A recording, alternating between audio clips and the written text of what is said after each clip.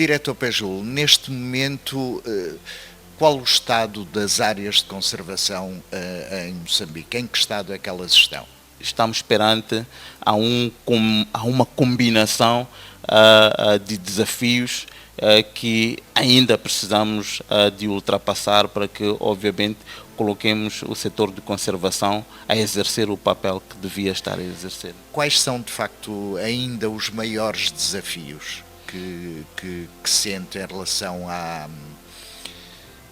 ao desenvolvimento, à preservação das áreas de conservação?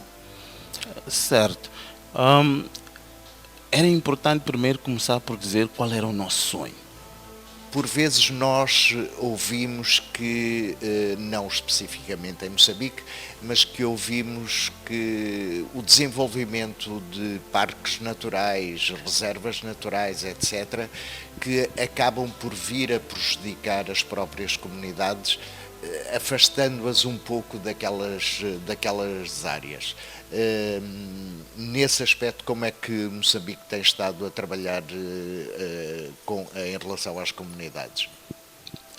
É um grande paradoxo, Rui.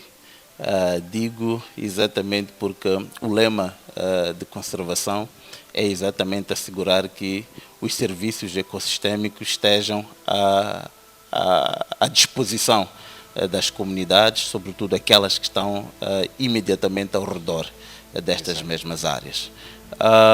Há de reparar que, dependendo das categorias, a nossa função não é só, a categoria, refiro-me das áreas de conservação, não é só proibir. O que a gente tenta fazer é tentar conciliar algumas restrições e também o acesso a estes mesmos recursos. Bem-vindos a mais um episódio do Clima de Conversa, gravado aqui no coração do Centro de Interpretação Ambiental de Moçambique. Um espaço onde a natureza nos lembra todos os dias que estamos todos ligados. Aqui falamos de ambiente, mas sem sermões, com leveza, curiosidade e, acima de tudo, com vontade de fazer melhor. Eu sou o Rui Silva, ativista ambiental, e hoje vamos falar de quem já vive connosco há muito tempo, os animais domésticos. Quando tu vês um animal com medo, com fome ou simplesmente perdido, é difícil continuares a mesma pessoa. Claro. É difícil. Aquilo mexe contigo, a tua paz acaba aí.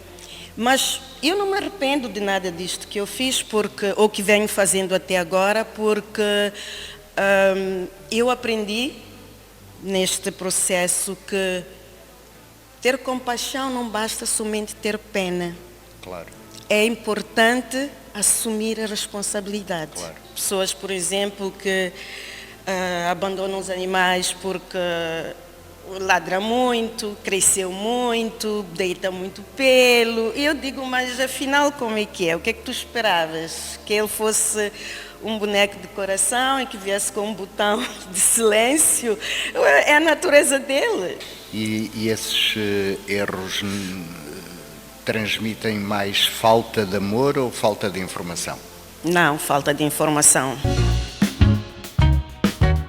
Hoje vamos falar de fiscalização ambiental. Recebemos hoje a diretora de fiscalização da Aqua, Agência para a Qualidade do Ambiente, Albertina Banz. Há muita gente que vê a fiscalização ambiental como algo distante e às vezes punitivo, e acredito que, na minha visão, a fiscalização não tem esse papel de ser punitiva, mas sim de evitar essa própria punição. A fiscalização aparece depois, em condições normais, depois da atividade ser auditada. Exatamente. E a auditoria é um instrumento de gestão ambiental que ajuda as atividades a identificar aquilo que está a falhar e aquilo que está correto no sistema de gestão ambiental implantada por essa atividade. Exato. Então, se a auditoria já passou por essa atividade e ajudou a identificar esses todos os aspectos e a fiscalização vem a posterior, não tem por que se temer. O que é que ainda lhe dá esperança? para o futuro? A consciência ambiental está a subir, então isso deixa-nos satisfeitos, Claro. que nós estamos no bom caminho. Hoje temos um convidado especial, o embaixador de Portugal em Moçambique, Dr. Jorge Monteiro. Vamos falar de diplomacia, cooperação, ambiente, futuro e perceber se os diplomatas também reciclam corretamente o lixo. Quando se fala de preservação ambiental hoje em dia, tem que se introduzir aqui a dimensão económica, porque as populações obviamente também precisam de meios de subsistência. E temos que desmistificar esta ideia que uma coisa não é compatível com a outra. É exatamente ao contrário. Não têm que ter uma relação conflituosa. De todo. Nós temos que ter consciência que a natureza não é propriedade de quem vive num determinado momento.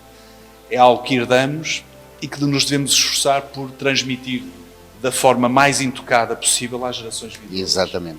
É esta a preocupação que nos deve guiar no nosso dia-a-dia. A diplomacia ambiental é, de facto, uma das áreas mais importantes da nossa atuação internacional atualmente, porque o clima, a natureza, a preservação do meio ambiente, da biodiversidade, não são questões só do presente, são questões também do futuro.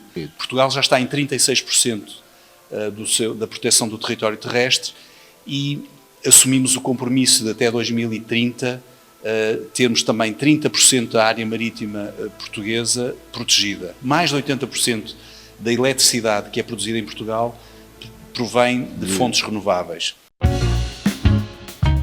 Tivemos a honra de conversar com Sua Excelência o Secretário de Estado do Ambiente, Gustavo Sobrinho Guedes. Existe algum lugar em Moçambique que Sua Excelência olhe e definitivamente diga vale mesmo a pena preservarmos o nosso património natural? De que forma é que esta realidade tem influenciado nas decisões políticas públicas? Nós temos um exemplo típico a partir da cheia de 77 no Vale do Limpopo. Desde o período da independência houve uma preocupação com a implementação dessas políticas de reassentamento com vista a reduzir a vulnerabilidade. Os diques foram construídos não para proteger a população. A economia e o ambiente não têm que ter uma relação conflituosa. Na política que nós temos, sempre se evoca a questão da pessoa que faz a extração também seja responsável pela regeneração da paisagem. Claro que ainda persistem alguns desafios. Ainda faltam recursos que permitam que nós possamos fazer uma fiscalização em todas as áreas. Vou desafiar o Sr. Embaixador a vestir o papel de juiz neste Tribunal Ambiental. Excelentíssimo Juiz, hoje trazemos um caso grave, muito grave. Tão grave que até as tartarugas pediram representação legal. As testemunhas afirmam que o arguido foi visto a tirar uma garrafa de água estando dentro do carro, abriu ligeiramente a janela do carro, olhou para os lados e lançou a garrafa para a rua com uma precisão quase de atleta olímpico. Meritíssimo Juiz, culpado ou inocente? Culpado. Acho que é um crime de uma grande gravidade e merece uma punição exemplar. E que será qual, meritíssimo? Eu diria que para um crime com esta gravidade, o arguido deverá ficar proibido de usar garrafas descartáveis e deverá passar a andar com uma garrafa reutilizável do tamanho de um extintor. Ele usa mais água do que uma machamba inteira. Qual o veredito, culpado ou inocente? Culpado. Este cidadão que gasta muita água, a sentença seria varrer o bairro inteiro com uma escova de dentes. Que se não nos empenharmos de facto na preservação ambiental, na definição de políticas de preservação ativa do ambiente, dos ecossistemas, da orla costeira, Portugal e Moçambique são dois países de mar, eu temo que as gerações futuras possam ficar privadas desta beleza natural que as nossas gerações ainda têm o privilégio de desfrutar. Antes de sair de casa, olhe à volta, observe o seu cão e veja se ele tem água, se tem comida, se está à sombra, se tem liberdade e permita que ele goze do espaço dele de uma forma confortável. Saímos daqui com uma certeza: o futuro ambiental do país não depende apenas das decisões institucionais, mas também compromisso coletivo para proteger aquilo que é comum a todos nós. E é assim que nos acompanhou.